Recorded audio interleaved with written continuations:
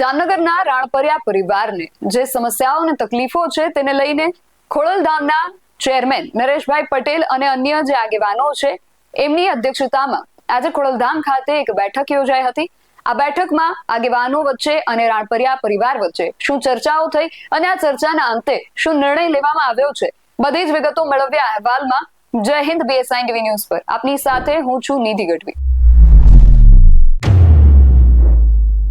જામનગરના રાણપરિયા પરિવાર અને ખોડલધામના ચેરમેન નરેશભાઈ પટેલ અને જે ટ્રસ્ટી મંડળ છે એમની આજે બેઠક મળી હતી અને આ બેઠકમાં રાણપરિયા પરિવારે પોતાની મુખ્ય 3 માંગોની રજૂઆત કરી હતી। ખોડલધામના ચેરમેન નરેશભાઈ પટેલ દ્વારા પરિવારને એવી ખાતરી આપવામાં આવી છે કે ટૂંક સમયમાં જ રાજ્યના મુખ્યમંત્રીને નરેશ પટેલ અને પ્રતિનિધિ મંડળ જે છે એ મળીને રાણપરિયા પરિવારને થતી હેરાનગતિથી અવગત કરાવશે। ખોડલધામ હંમેશા સમાજ અને સમાજની સમસ્યાઓના સમાધાનમાં સાથે છે તેવું પણ તેમણે જણાવ્યું હતું। આ સિવાય ખોડલધામ વતી જેનીબેન ઠુમ્મરે આ બાબતને લઈને શું કહ્યું એ પણ સાંભળીએ। માં ખોડલની આસ્થાનું પ્રતીક એવું ખોડલધામ મંદિર કાગવડ ખાતે છેલ્લા 31 તારીખથી આજ સુધી રાણપરિયા પરિવાર જામનગરથી અહીં માતાજીની શરણે પોતાના ન્યાય માટે અને છેલ્લા કેટલાય સમયથી, કેટલાય મહિનાઓથી, કદાચ કેટલાય વર્ષોથી પોતે પીડિત છે, માતાજીનું શરણે કદાચ એમને આવવું પડે એવી આસ્થા સાથે ખોડલધામ ખાતે 31 તારીખથી પોતાના ન્યાય માટે બેસેલા છે। આજે ખોડલધામના ચેરમેન અને ખોડલધામના ટ્રસ્ટીઓ નરેશભાઈની અધ્યક્ષતામાં આ લોકો સાથે મિટિંગ થઈ અને એમાં પરિવારે પોતાની મુખ્ય 3 માંગણીઓનું નિરાકરણ કરવા માટે નરેશભાઈ પટેલને ચેરમેન સાહેબને રજૂઆત કરી અને એની સામે આખું એ ટ્રસ્ટીગણ અને પાટીદાર સમાજના બધા જ આગેવાનોએ બાંહેધરી આપી કે આવનારા સમયમાં જે પણ પ્લેટફોર્મ પર યોગ્ય રજૂઆત કરવાની હશે સમાજ સાથે આવશે। સમાજના ટ્રસ્ટીઓ એટલે ખોડલધામ મંદિરના ટ્રસ્ટીઓ અને બધા જ પરિવારની સાથે સતત હંમેશા રહેશે જ્યાં સુધી ન્યાય નહીં મળે, એટલે એવી બાંહેધરી આપી છે। અને એમની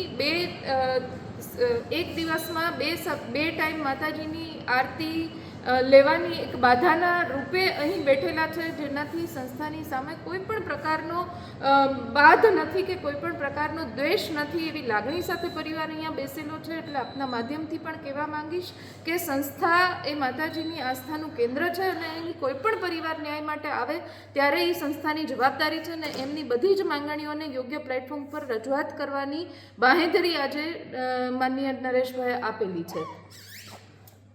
આજરોજ શ્રી નરેશભાઈની અધ્યક્ષતામાં અમને અહીંયા બધા ટ્રસ્ટીઓની હાજરીમાં બોલાવવામાં આવ્યા હતા અને અમારી જે 3 માંગણીઓ છે કે જે અમારા બાપુજીને મારવામાં આવ્યો અને જે પણ પોલીસ બ્રુટાલિટીનો ને પોલીસ દમનનો અત્યાચારનો આજ વર્ષોથી અમે તકલીફમાં છીએ, એ બધી અમે અમારી રજૂઆત કરી, અમને શાંતિથી સાંભળ્યા છે, અમે પરિવાર જ છીએ।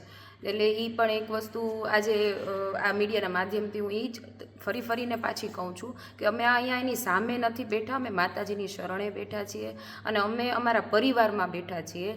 હા, અમને તકલીફ છે પણ અમને જામનગર જિલ્લામાં તકલીફ છે એટલે અમે અહીંયા અમારી સુરક્ષા ખાતર અમને અમારી રજૂઆત કરવા માટે બહુ જ શાંતિથી અહીંયા બેઠા છીએ અને અમને અહીંયા બાંહેધરી, આશ્વાસન અને અમને પરિવારમાં હવે અમને ખાતરી છે કે અહીંયા જે ટ્રસ્ટી મંડળ અને નરેશભાઈએ જે કીધું એ રીતના કે એમનો અમારી જે માંગણી છે એ એમને અમને કીધું છે કે 100% અમે અમારા પૂરા પ્રયાસો કરશું અને જ્યાં સુધી સરકારમાં કે જે માધ્યમના જે પ્લેટફોર્મ પર લઈ જવાનું થશે અમે આખો પરિવાર આપણે મળીને કરશું। હું ખોડલધામને મારો પરિવાર જ માનું છું અત્યારે, પણ જ્યાં સુધી આ નિર્ણય નથી આવતો ત્યાં સુધી મારી જે માનતા છે કે અમે 2 વાર અહીંયા દર્શન કરશું, તો અમે ત્યાં સુધી અહીંયા પરિસરમાં અહીંયા ખોડિયારના આશ્રિત છીએ, ખોડલધામના આશ્રિત છીએ। અને જે છાવણી છે તેમાં બેસવાનો છો કે અમે એક શબ્દ એમાં છે ને છાવણી ન રાખતા, એ અત્યારે અમારું ઘર છે અહીંયા, બરાબર, અમે ત્યાં જ છીએ જ્યાં સુધી અમે અમારા ઘરમાં સુરક્ષિત છીએ અને અમે અહીંયા બેઠા છીએ, અમે અમારા માતાજીના ધામમાં છીએ। કેટલા દિવસમાં નિર્ણય લેવાની જે મીટિંગમાં ચર્ચા થઈ?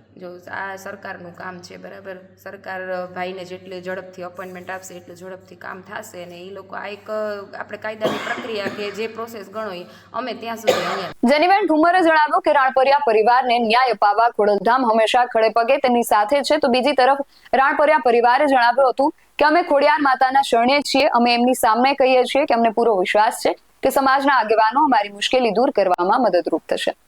આજે બેઠક હતી, એ બેઠકમાં રાણપરિયા પરિવારની અને ચેરમેન નરેશભાઈ પટેલની સાથે ટ્રસ્ટી મંડળ, પાટીદાર આગેવાનો જેનીબેન ઠુમ્મર, દિનેશભાઈ બાંભણિયા, અલ્પેશ કથિરિયા, મનોજ પનારા, વરુણ પટેલ, અમિત ઠુમર સહિતના આગેવાનો પણ હાજર રહ્યા હતા.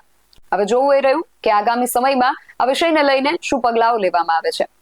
આ વિષયને લઈને તમારું શું માનવું છે અમને કમેન્ટ કરીને ચોક્કસથી જણાવજો. આવા જ વધુ અહેવાલો સાથે મળતા રહીશું. તમે મારી યુટ્યુબ ચેનલને સબસ્ક્રાઇબ કરવાનું અને અમને ફેસબુક અને ઇન્સ્ટાગ્રામ પર ફોલો કરવાનું ભૂલશો નહીં. બાકી નવી અપડેટ્સ માટે આપ જોતા રહો BSI TV ન્યૂઝ. નમસ્કાર.